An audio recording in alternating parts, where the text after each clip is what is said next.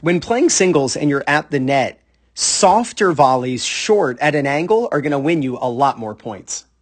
Now, first, this video is courtesy of PTSO on YouTube. Make sure you subscribe to their awesome channel. I've put their link in the description below.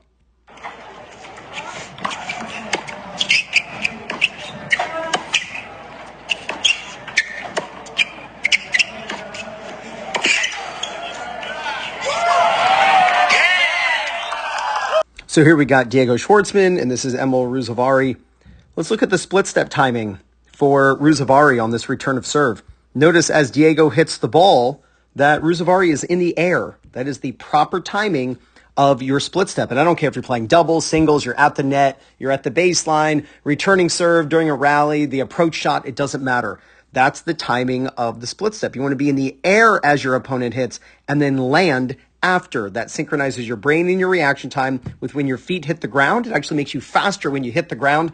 Like a trampoline, you can jump in any direction and explode, I should say, in any direction from that landing. So it's really, really good. He uses what is called the split, turn, hit, step footwork. Split, turn, hit, step. He split steps. He moves his right foot a little bit to help him get over to the ball. He also pivots it to get his right toe pointing off to the side.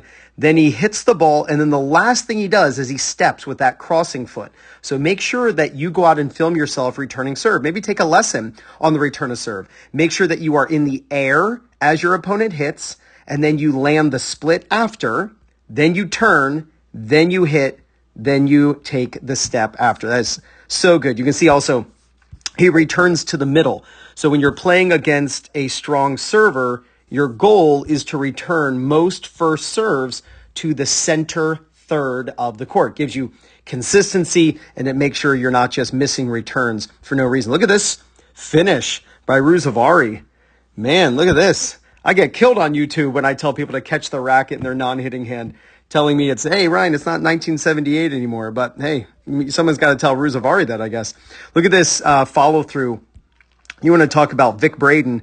Look at this on this swing, keeping the left side of the letter V. Now it's the right side for us here, but the racket is in that angle, kind of like a letter V. Like I'll draw the V. There's the V. And so he's keeping the racket to the left of his hands. Really consistent down the line shots when you do that type of technique. And look at this height over the net.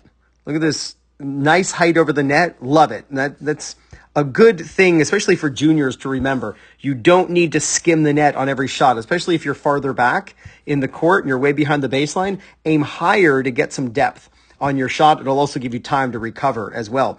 Now, Diego steps in on this ball and he drives this ball to the backhand corner. And you'll notice that Ruusuvuori, as a two-hander, is slicing this ball.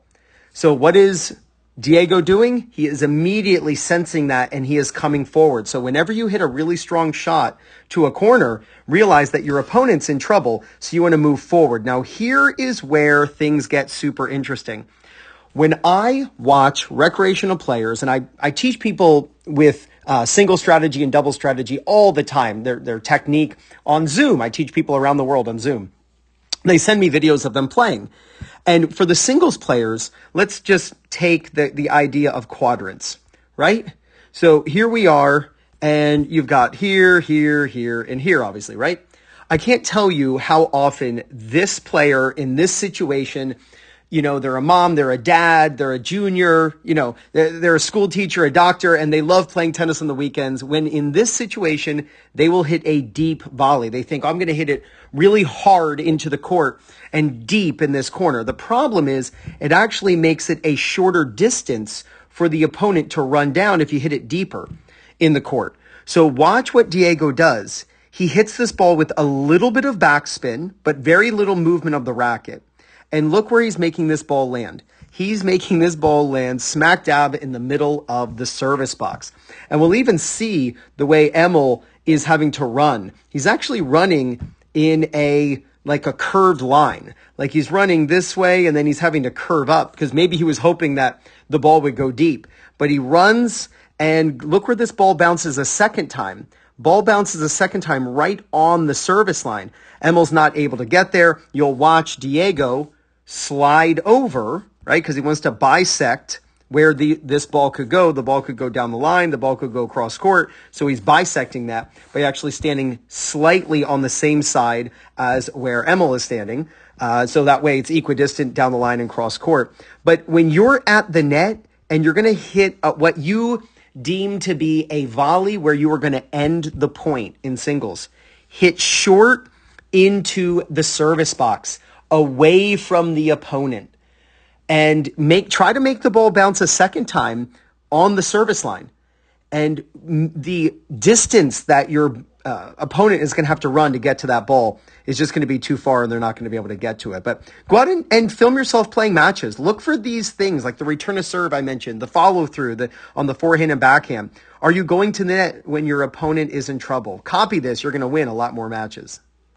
Now, if you'd love to use the same strategies the pros use to win their matches, then you got to pick up the Singles Playbook by Fuzzy Yellow Balls. It's all broken down by the type of opponent you play against, and it's over 50 pages, strategy after strategy. And what's really cool is each page comes with a QR code, so you can watch a video of exactly how to use each strategy. Just use my link in the description and pinned in the first comment.